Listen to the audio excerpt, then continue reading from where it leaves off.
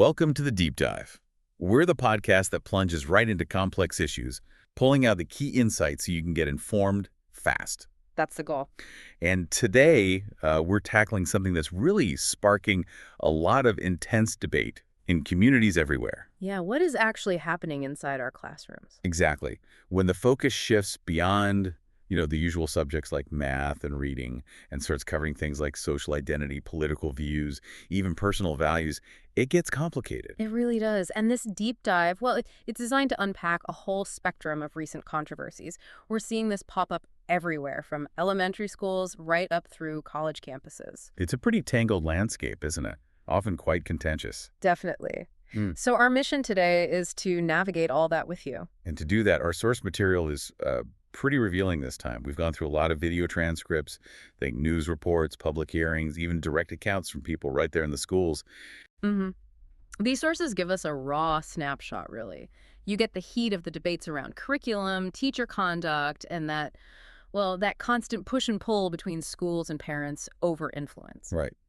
Who gets the final say? That's often the core question. So our job today, as always, is to unpack all these different viewpoints. We want to pull out the most important nuggets of insight, help you understand the basic issues without getting totally bogged down. And we'll do that by looking at specific, real examples that show different sides. Crucially, we're not taking a stance here. No, absolutely not. We present the information impartially so you can form your own informed conclusions.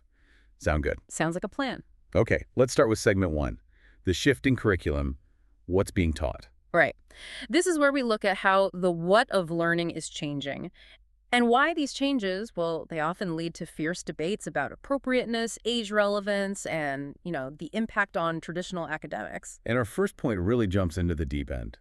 Critical race theory, CRT, and racial identity showing up in some unexpected places. Unexpected is right. A really high-profile example comes from Florida involving math textbooks and the implicit association test, or IAT. Ah, yes, I remember this. April 2022, right? The Florida State Board of Education rejected a whole bunch of math textbooks. That's the one. And Congressman Byron Donalds specifically called out a bar graph from one of those books during a public hearing. And this bar graph, what was it actually showing? Because this is key. It depicted differences between age groups on this implicit association test.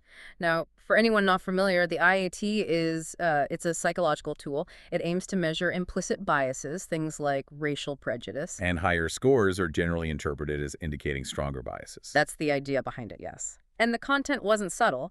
A CNN piece about this even showed another textbook example asking, me, racist. More than 2 million people have tested their racial prejudice using the online version of the implicit association tests. So Congressman Donald's question was pretty direct then. It was. He essentially asked, should this kind of material be in a mathematics textbook? Simple question, complex answers. And the debate that followed really showed the different philosophies, didn't it? Absolutely. You had one panelist arguing, look, students are still learning math interpreting a bar graph. And racial prejudice, well, it's a real thing. We shouldn't just hide it because it's uncomfortable. Okay, that's one perspective. But then another panelist strongly disagreed. They found the graph, quote, surprising and frankly inappropriate for a math textbook. Way inappropriate. Their concern was it could stir up division and, more importantly, distract from the actual math lesson itself. The worry was about subjective material getting in the way of actual learning. So it boils down to this tension, right? Where does data interpretation in math end? And introducing sociological concepts, maybe even ideology, begin? Precisely. This Florida case really captures that boundary dispute. It's not just about Florida. It's a question schools everywhere are grappling with. What's the role of a math class, or any class, in tackling broader societal issues? That boundary question feels even sharper when we look at how historical narratives and Western civilization are being challenged. It does. We found an account from a former teacher that really illustrates this. An elementary school student had homework to list famous Britons. Okay. Seems straightforward enough. Well, the teacher suggested Winston Churchill. And the student's response was immediate and negative. Something like, no, he was a racist and didn't think women should have rights. He wasn't a good guy. Wow. From an elementary schooler. Exactly. The former teacher said they were floored. They felt the child was just regurgitating propaganda from their current teacher. Lacking nuance, perhaps. That was the teacher's take. They felt any sense of complexity or critical thinking about Churchill, who they pointed out saved Europe from the Nazis, was totally missing. It suggests, at least in this instance, a curriculum may be reevaluating figures through a very specific critical lens. Which raises big questions about historical balance and what context kids are getting. Absolutely. And this critical approach isn't just in history. We're also seeing things like power and privilege lessons in elementary school. Right, I saw this example from Cupertino, California, R.I. Meyerholtz Elementary. That's the one. Third graders, so about 8 or 9 years old, were given what was called a diversity inventory. A diversity inventory. What did that involve for third graders? They had to create identity maps, listing things like their race, class, gender, religion, family structure, pretty personal stuff. For 8-year-olds. And then the teacher, according to the reports, explained that they live in a dominant culture, she specifically named it, white, middle-class, cisgender, educated, able-bodied Christian English speakers. Just to clarify, cisgender means your gender identity matches the sex assigned at birth, right? Correct. And the teacher reportedly went on to say that this dominant culture created and maintained this culture in order to hold power and stay in power. Okay, that's quite a statement to make to third graders. Where did this happen? Like in social studies? Actually, no. Parents reported this lesson, which they called radical race theory, happened during math class. Math class. Yes. And it included reading from a book called This Book is Anti-Racist. What does that book teach? Concepts like those with privilege have power over others, and that people who don't benefit from certain social identities have little to no privilege and power. And the students had to do something with this. They were told to deconstruct their own intersectional identities, circle the traits that supposedly hold power and privilege, and then write a whole page about it. The sources even mentioned examples given, like a transgender person talking about gender being a choice. I can imagine how parents reacted. Swiftly and strongly. Outrage is the word used. One parent was quoted saying, "They were basically teaching racism to my 8-year-old." So what happened with the program? After a lot of parental pressure and public attention, it was temporarily suspended. This case really seems to highlight how these concepts, often linked to CRT, are filtering down into core subjects, even for very young kids. And the strong backlash it can trigger when parents feel it's inappropriate or divisive, yeah. Moving from these maybe more abstract concepts to specific social movements, let's talk about the presence of Black Lives Matter, BLM, in classrooms. Right. This is another area where we see friction. A former teacher shared their experience with colleagues wearing BLM pins and shirts. Was that against school rules? This teacher believed it was a blatant violation of rules against political statements on clothing, but the colleagues justified it differently. How so? They argued it wasn't politics, it was a matter of human rights. Okay, so there's a definitional dispute right there. Exactly. And the former teacher worried that kids would then connect radical leftist groups with basic human dignity, blurring important lines. And there are specific official cases related to this, aren't there? Florida again. Yes, Florida Education Commissioner Richard Corcoran brought up a case in Duval County. A teacher named Amy D'Onofrio. What happened with her? She was reassigned from her teaching duties, basically removed from the classroom after she hung a Black Lives Matter flag in her room. The room was even described as being memorialized to Black Lives Matter. And the state's position. Commissioner Corcoran said a new rule was coming that would clarify teachers can't indoctrinate students with stuff that's not based on our standards. How did the teacher respond? Did she defend her actions? She did, publicly. D'Onofrio said her classroom was all about her students, their dignity and their humanity, and their right to learn in a safe, welcoming, loving environment. She also expressed fear she might lose her teaching license just for standing by my students. This seems like a perfect example of that tension. What one side sees as creating a supportive space, the other sees as political indoctrination outside the approved curriculum. Absolutely. And it's not just isolated incidents. Other sources we looked at show classrooms with BLM flags and signs quite visible. Any other examples? There was an image showing students singing what was described as the Black National Anthem, with signs like George Floyd Matters and Black Lives Matter in the background. And another source mentioned a curriculum reference suggesting the January 6th protesters weren't stopped because they're white and privileged. That kind of framing also caused controversy. So the big question underlying all this is Is supporting a movement like BLM a political act that schools should limit? Or is it a fundamental human rights stance that educators should be able to express? There's no easy consensus. Yeah, it really divides people on what education is fundamentally for. It does. Okay, let's shift slightly, but stay on these sensitive topics. 1.2, gender identity and sexuality in the classroom. This is another major hotspot. Definitely. And legislation is playing a big role here, with some states now having mandated LGBTQ plus curricula. Which states are those? California and New Jersey have laws already in effect. New Jersey started in September 2022, and similar bills are apparently pending in New York, Illinois, and Colorado. Do we know what this actually looks like in practice? What kind of content are we talking about? The examples from New Jersey give us some idea. Lesson plans for middle and high schoolers might cover things like the history of Nazis forcing gay prisoners to wear pink triangles. Okay, historical context. Right, or a biography of someone who went through gay conversion therapy. Also, discussions about different pronouns used by gender-fluid people. And it's not just one class. They say these topics are interwoven across different subjects like language arts and social studies. Interwoven, okay. And the reaction?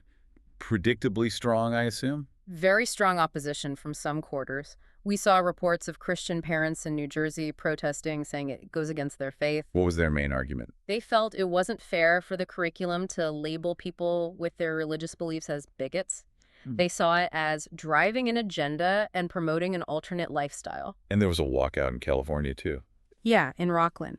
About 700 kids were pulled from school by parents protesting similar issues. Their argument was mainly that younger kids just aren't ready for these discussions, that it might confuse them. But there's support for these curricula, too, right? Oh, absolutely.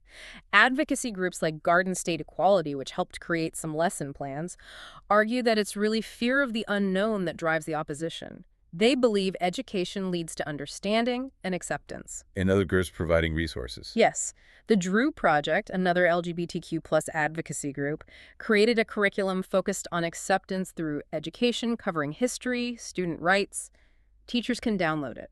So the core conflict here seems to be, is this essential history and human rights education needed for inclusion?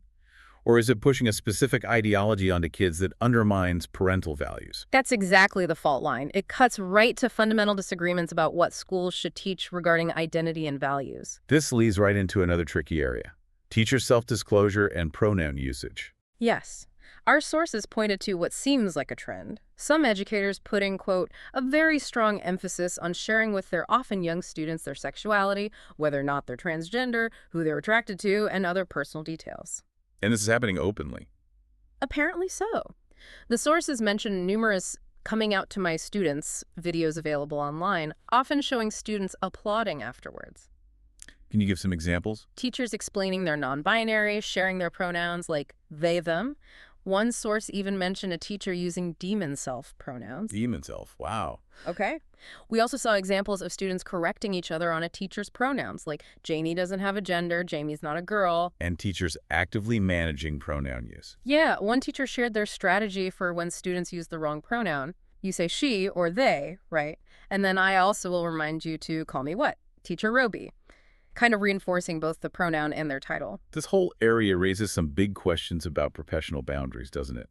It really does. What's the educational purpose of a teacher sharing this level of personal information? And crucially, the age appropriateness question comes up again and again. Is this helpful or potentially confusing or problematic for young students? Especially when parents might have very different ideas about when and how these topics should be introduced. Exactly. And that conflict becomes incredibly sharp when we look at kindergarten discussions on gender identity. This was the Rockland, California case again, wasn't it? The one that led to the walkout protest we mentioned. Part of it, yes. A kindergarten teacher there faced a huge backlash after discussing gender identity. How did the teacher explain it? She said she read 2 books that were given to her by a transgender child in her class, a child who was apparently going through a gender transition. And the parents' reaction. They reported their 5-year-olds coming home very confused about whether you can choose your gender, whether they were really a boy or a girl. Very fundamental questions for that age. Were there other details? Parents also mentioned that the transgender student apparently changed clothes during class and was revealed as her true gender. This added to the feeling among many parents that they were betrayed and blindsided. What did they want? They demanded the choice and the rights about what is getting introduced to our kids and at what age. They wanted control over these sensitive introductions. But the school district saw it differently. They did. The district defended the books as age-appropriate and explicitly stated that discussing gender identity doesn't require prior parental notice. Wow. That's a direct clash. It absolutely is. This case just vividly throws that conflict into relief. Parental rights versus the school's authority and its approach to inclusivity. Who decides what's appropriate for a 5-year-old? Such a tough question with no easy answers. Isn't it all? Let's look at another activity that caused major waves. The diversity inventory in a high school class. Right. This is at Heritage High School in Wake Forest, North Carolina, a 10th grade English class. And students were reportedly forced to participate. That's how it was described. The activity was seen by some as demeaning. What exactly did it ask students to do? It sounds quite personal. Extremely personal. The teacher, Melissa Wilson, used a worksheet asking teenagers to reveal sensitive info about themselves. Gender, race, ethnicity, age, sexuality, disability, religion, socioeconomic status. The works. Okay, that's already a lot. But it went further. They were then asked to provide the same information for most of my close friends, my teachers, and my neighbors. Their neighbors. That seems invasive. Highly. And then, according to reports, students were told to physically go and stand under signs that corresponded to their reported sexuality, publicly identifying themselves in that way. Oh, wow. And the teacher shared her own details, too? Yes, she apparently added personal comments saying she used to be a Catholic and now I'm an atheist and I'm bisexual. How did the students and parents react to this? Not well. The North Carolina Values Coalition said students were traumatized, some even brought to tears. I can believe it. One parent shared her son's reaction, saying he broke down and started crying because he said, "I felt so uncomfortable but felt so on the spot that I had to do it." Parents demanded their kids be removed from her class. What were the consequences for the teacher? She was suspended without pay for 5 days, but she did return to teaching. And the district's response? They clarified the worksheet wasn't a district-provided resource and said they'd continue to work with educators on how to effectively lead important conversations. This whole incident just screams privacy concerns, doesn't it? And questions about whether forcing these kinds of personal revelations is actually helpful or just harmful. Absolutely. Even if the intent was positive, like promoting diversity, the method clearly caused significant distress and raised major ethical questions for many. And finally, in this section on curriculum, there are these broader concerns about hypersexualization. Yes, this came up too. One source described a specific lesson apparently for 14-year-olds. What was the activity? It asked them to share their sexual desires in the form of pizza toppings. Pizza toppings. Seriously. That was the metaphor used, yes. Yep. The activity apparently also suggested including non-sexual activities or another food favorite if someone didn't like pizza or sex at all. This example feels like it really pushes boundaries. It does. It directly brings up those really uncomfortable questions about whether some activities cross into inappropriate territory for minors, maybe even grooming, as some critics charged. How much intimate personal discussion belongs in school? It's a very sharp point of contention. Okay, that's a lot to absorb on the curriculum side. Let's shift now to segment 2, the role of the educator, bias, boundaries, and authority. Right. Now we're focusing more on the teachers themselves, their actions, expressing personal views, and how that clashes or aligns with their professional role in school rules. And first up is overt political and ideological agendas from educators. Yeah, this is where things get really heated for many communities. A pretty shocking example involved an anti-police extremist at a career day. At an elementary school. Yes, Wildwood Elementary in Chicago. The principal invited an activist who, according to the reports, regularly posted violent anti-police stuff online. Like what kind of stuff? He called himself a radical, posted things like F him and his family, used the acronym CPDK, supposedly for Chicago Police Department killers called cops, pigs, and even posted about killing all the rich people. And he spoke to elementary school kids. Yes. A parent reported, he told them that all the police were bad and all the police wanted to kill people. How did the school community react? A Chicago police officer whose kids went to the school called it indoctrination. The fallout was significant. What happened to the principal? She suddenly retired and wrote an apology. She claimed she immediately intervened when his talk took a turn about policing. This case really highlights the risk of bringing in outside speakers, doesn't it? and the potential for highly charged partisan views entering the classroom. Absolutely. And the swift reaction shows how sensitive this is. Let's look at another example. Hmm. The pro-Antifa teacher advocating for far-left protests. Right. This was a high school teacher in California, Gabriel Jeep. He was actually caught on camera. Bragging about something. Yeah, bragging about his efforts to turn students to the far left. He admitted having an Antifa flag on his classroom wall. An Antifa flag in the classroom. Yes. And when students complained, he reportedly told them the flag was meant to make staff feel uncomfortable. Were there other accusations? Like influencing student activities? A former student claimed the teacher offered extra credit if kids went to specific far-left protests on his approved list. But not for other types of protests. Apparently not. The student mentioned they wouldn't get credit for going to, say, a pro-life protest. How did the school district respond to this? They issued a statement saying they'd investigate and take appropriate actions and stressed that instruction should be balanced and not promote any single viewpoint. But did anything actually happen? The former student claimed that despite complaints, nothing was ever done. This example seems to touch directly on concerns about teachers using their position, even incentives like grades, to push a specific political agenda. Precisely. It raises serious questions about indoctrination versus education. And this issue of political expression seems widespread. We have multiple examples of hostile rhetoric and threats against political figures. Yes, this pattern emerged across various sources and school levels, educators expressing really hostile views, often leading to consequences. Like the preschool teacher in California. Right, in Norco. She sent parents a video. It showed her leading preschoolers in a chant. Who is our president? Biden. What do we want to do to him? We want him out. Leading preschoolers in that. Yes. A parent pulled her child out immediately, saying something like, "Great first history lesson." The school later said the video didn't align with their philosophy of respecting authority. And there were incidents involving symbolic threats, too. Yeah, the Dallas teacher, Pam Modi, put on leave after a video showed her pointing a water gun or something that looked like one at a picture of President Trump and yelling, "Die!" Even if it was meant as a joke. School officials took it very seriously, pointed out the legal issues around threatening a president. And the assignment about being refugees under Trump. That was the Pennsylvania middle school.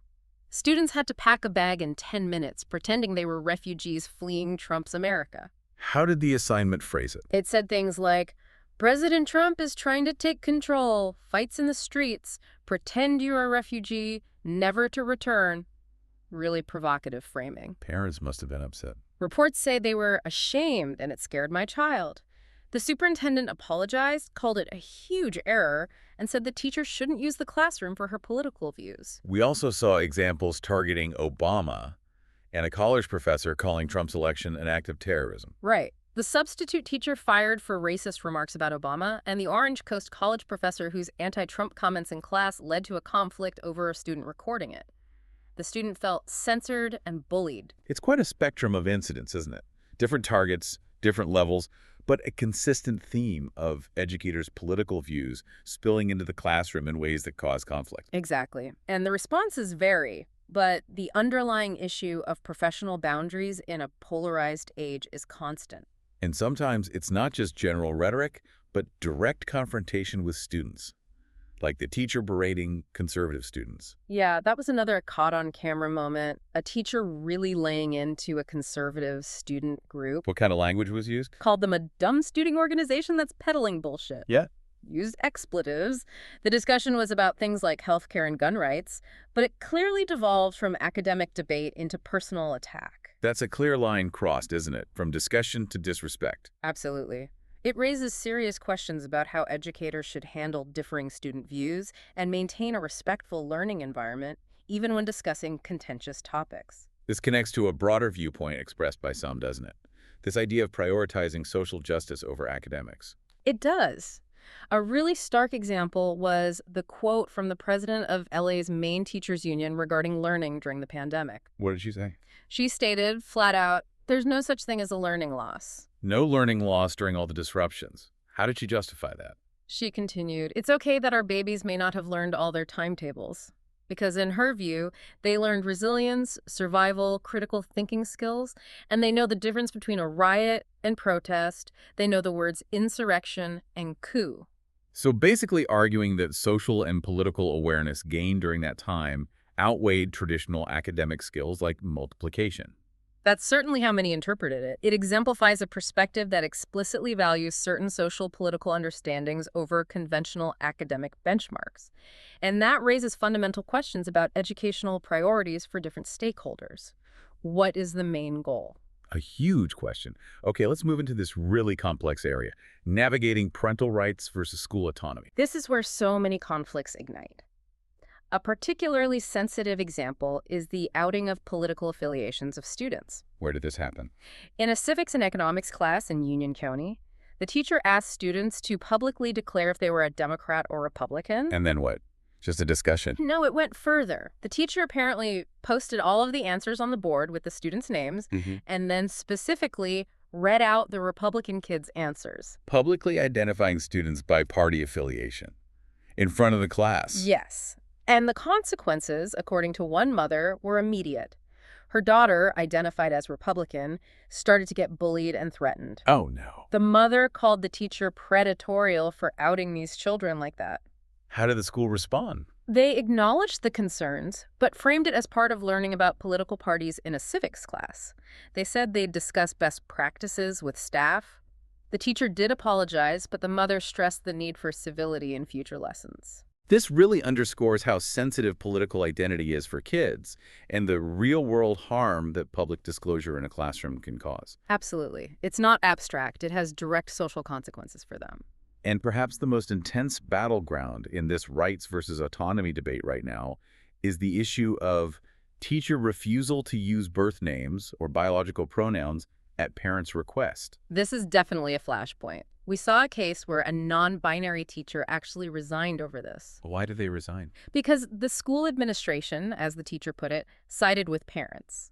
The administration required teachers to use the names and pronouns given by parents, which the teacher referred to as dead names and misgendering. And the teacher felt they couldn't do that. Correct. They said, I am queer, I am lesbian, I am non-binary, I will not be put in position to feel like I'm going against my own community. They saw it as a violation of their principles and identity. And are there cases where teachers are actively defying parents on this? Sources suggest yes. One video reportedly showed elementary school teachers talking about ignoring parents' demands to stop using a child's preferred pronouns. Can you give an example? Katie Butler, a second-grade teacher in San Francisco, shared her approach. When a parent asked her to use the child's birth name and assigned at birth pronouns, she first checked with her principal and superintendent. Could get backup. Seems so. She said she wanted to make sure that they had my back. Then she told the parent, essentially, that in her classroom she would use whatever name and pronouns the child felt most comfortable with to ensure the child felt comfortable and welcome. How did she describe her classroom? As an affirming class. And she added that the parents eventually found another topic to squawk about, implying her stance, backed by the school, held firm. And did the district confirm this policy? Yes. The superintendent confirmed that the teacher accurately described the district policy on non-discrimination based on transgender status. The policy states students have the right to be addressed by their chosen name and pronoun, and no court order or official record change is needed. We also saw reports that North Carolina schools allow students to change their name and sex without parental consent. That was reported as well, yes. This whole area just lays bare that fundamental conflict, doesn't it? Who has the ultimate say over a child's identity and how it's expressed at school? The parents or the school system, guided by its policies and staff interpretations? Absolutely. You have terms like dead naming and misgendering, framed as direct harm by one side, while the other side asserts fundamental parental rights. It's a deep clash over authority and ideology, often invoking an LGBTQ+ student Bill of Rights within schools.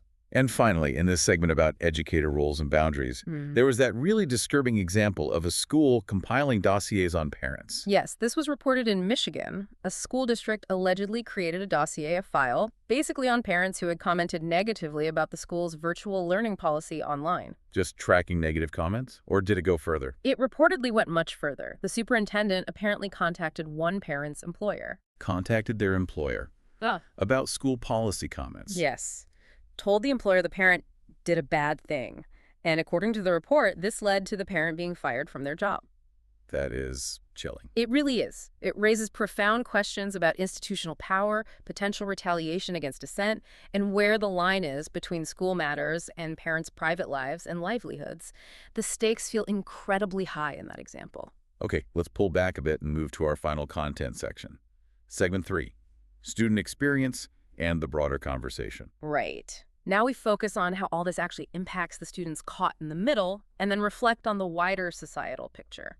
So first, the direct impact on students. What are we seeing? Well, a recurring theme is definite confusion and discomfort. We heard about the kindergartners being very confused after gender identity talks. And the high schoolers with the diversity inventory. They were described as traumatized, brought to tears. One was reportedly so scared to return to that class, it clearly caused significant emotional distress for some. Does this discomfort sometimes turn into something worse?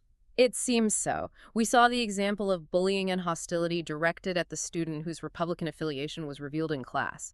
She was bullied and threatened. And organizations have commented on this. Yes, the Atlanta NAACP made a general statement, noting that young people shouldn't be subjected to a hostile environment where they feel unsafe and uncomfortable at school. And beyond discomfort, actual fear and anxiety. That came up too. The child who was scared by the assignment about packing bags as a refugee fleeing Trump. These aren't just minor worries. There are significant emotional responses generated by classroom activities. All of this feeds into those broader indoctrination concerns that critics raise, right? Exactly. Critics argue the system is being weaponized, particularly by the radical left, to push an anti-American agenda. And suppress differing views. Yes, suppressing wrongthink is how they put it.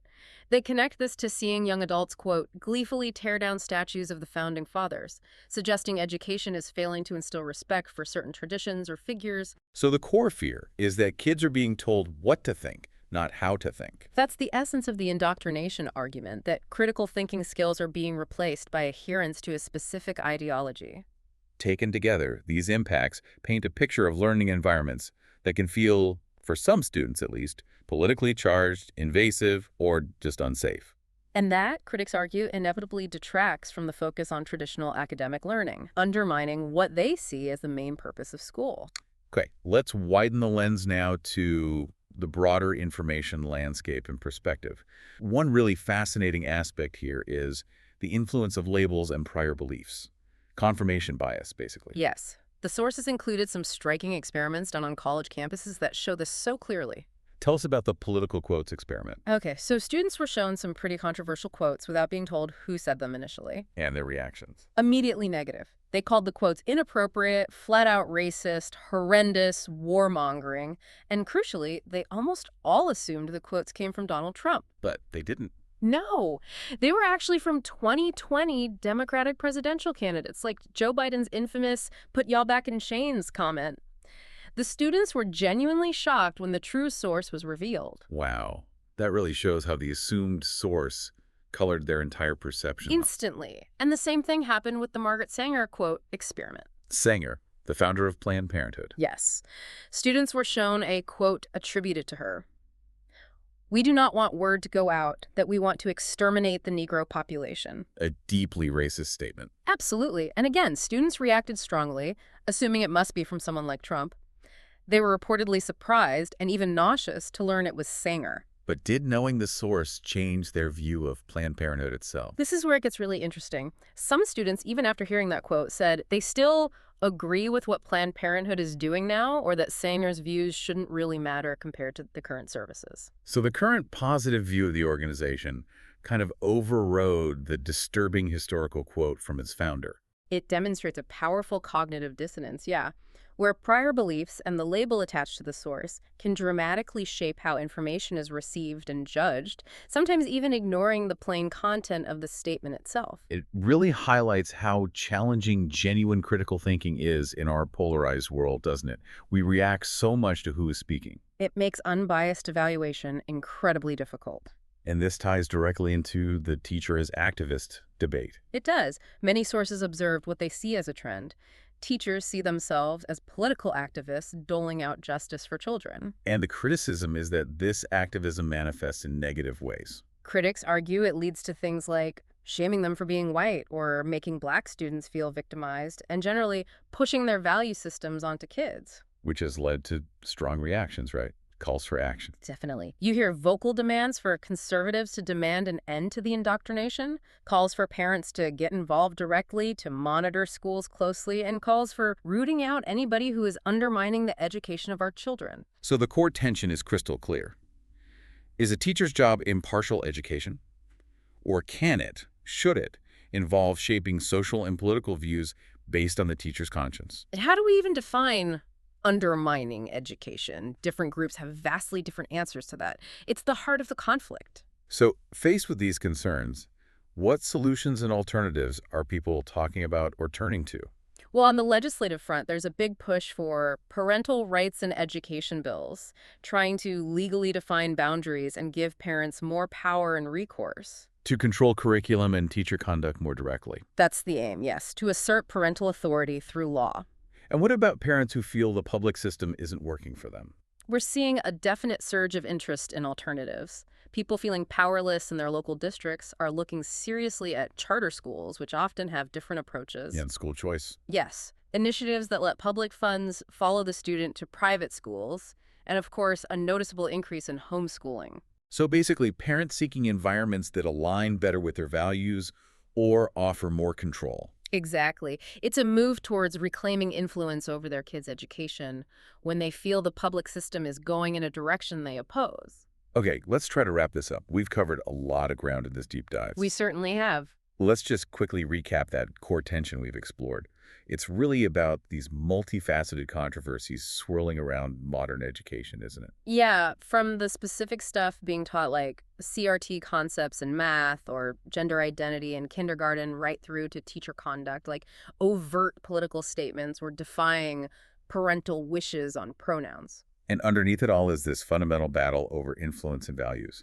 Schools versus parents, each often believing they're acting in the child's best interest. And it's crucial to remember these issues are incredibly complex. There are deeply held beliefs and passionate arguments on all sides. It's not simple.